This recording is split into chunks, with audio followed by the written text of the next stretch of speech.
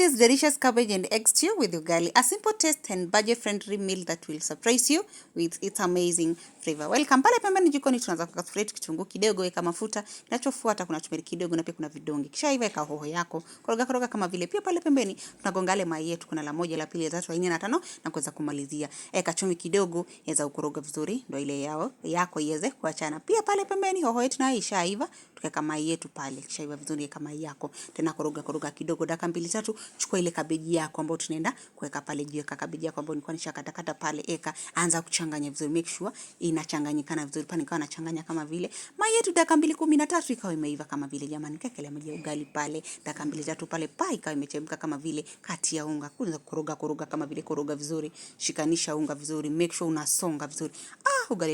Ugali wetu kama umeiva kama vile, jamani. Ugali wetu shape nzuri la duara pale, jamani. Usiseme mboga ni mboga kweli.